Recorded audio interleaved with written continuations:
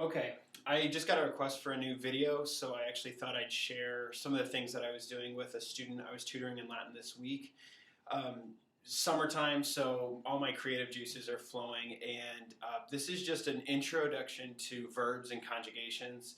So the point of this is really for students who are unfamiliar with Latin or even unfamiliar with various languages that would conjugate out a verb by person and number. And if that sounds very advanced, person, number, conjugation, don't worry about it. We're going to solve that right now. So we'll see how long the lesson goes for, but then I kind of just have some fun little things that I do with students to be silly in Latin. So first of all, I just want to talk about kind of the way that I approach Latin and the way I think it's helpful to approach Latin and then other classical language in addition. I love Batman, and one of the things I love about Batman is that he's such a great detective. That's what we know about Batman, is he's just a really good detective. And so one of the things that I try to teach my students is that we have to have eyes like a detective. That is to say, in languages like Latin, Greek, Hebrew, and others, there is actually information encoded in certain letters. So I'm going to start off by giving you an example in English that we can all kind of identify with. Let's see here. We'll go with they, them, and their. They, them, and their. Let's switch to another colored marker, huh? They, them, and their. And what we would see as we look at these words is that they're actually built off of a similar root idea, if I could say that. That there's actually information in these last letters. So Y in they, the M in them, and the IR in their. So I'll use those in some bad sentences. First of all, them are going to the store. No, that's not right. They are going to the store. That's not right. They are going to the store. That's correct. So that Y in this word, if you think of it that way, that Y shows us that they has to be the subject. A parallel example could be made with he, him, and his. All right, so the M shows us that it has to be the direct object or object of the preposition. You grammar nerds, just hold on. He is the only one that can be the subject of the verb. He went to the store, not him went to the store, not his went to the store. Okay, so there's actually information in those vowels, in the M's, in the R's, in the S and his. Same thing with she, her, on and on, okay? So we have to start to train our eyes to look for information in a word. All right? So that's the first really important concept that the students have to begin to wrestle with. Okay? And I'm going to try to demonstrate this now with verbs. So one of the things, I'm going to write it in real kind of big sloppy Latin, so hopefully you can see it well. This old conjugation we all know, right? It horrifies us even if we don't know what it means. Amo, amas, amat, amamos, amatis, amant. Okay? And I'm trying to put the emphasis on the correct syllable. Okay? So amo, amas, amat, amamos, amatis, amant. All right? Now, in looking at these words, we can see, hopefully you can see, that not much is different as we go to these various boxes, or even just listen to it. Amo, amas, amat. Amamos, amatis, amant. Now, the accent might be a little strange, but let me just kind of highlight again what's different. Amo, we notice the ending, that long O sound.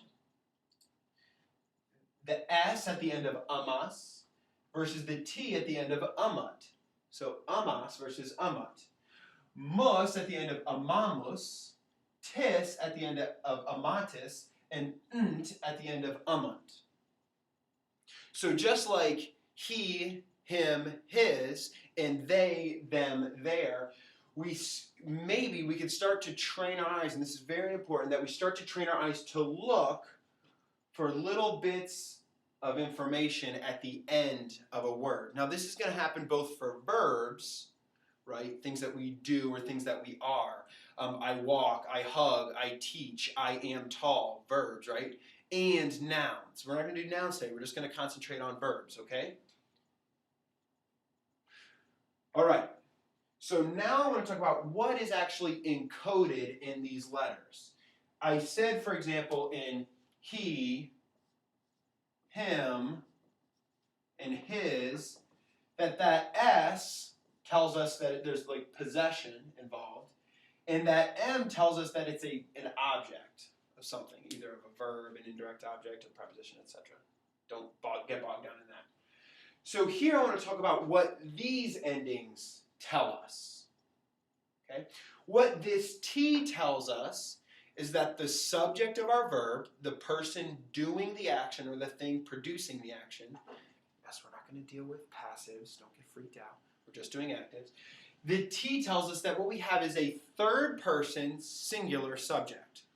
He, her, it, Cicero, Caesar, Mark Antony, whatever it is, the tree, the wall, all of those things could be subjects. They're third person, meaning it's not I and it's not you, a direct address. That would be first person, I, you, second person, he, he, she, it, third person. Mark, Cicero, Raphael, whatever it is. Okay. The artist, not the Ninja Turtle, although I guess either. Okay? So that T in amat tells us that what we have here is a third person singular subject. The S in amas tells us that we have a second person singular. So you is always the subject with amas. For example, si me amas. If you love me, right, then tell me, give me a kiss, whatever. Okay? So that S, there's knowledge, there's information actually coded into that S. It tells us something. And the O, as you might guess, tells it's first person singular. So what we realize is that we have first person, second person, and third person. Or I love, you love, he loves, she loves, it loves. If we had another subject like Cicero, Cicero loves, Caesar loves, etc. Okay. So this would be our first person line, and guess what? This would be our singular column. So amma, amas, amat. That would be our singular column. Now let's look at the plural column, as you might have guessed, right? Meaning just more than one. Sorry if this seems basic for some of you, but for me it was a bit overwhelming when I first started to learn Hebrew and started to have to do these kinds of things. So my first person plural, that would be we, right? The speaker and whoever's identified with the speaker. The ending that tells us it's first person plural is mus. We added on to the end of this word. Amamus. We love. Right? We could grab any other verbs.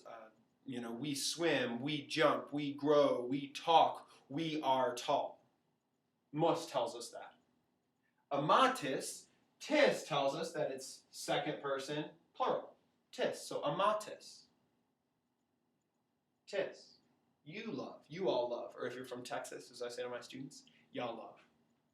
And third person plural. The NT tells us that it's they love, which could be a group like the boys or the students or the pupils or the teachers. They love.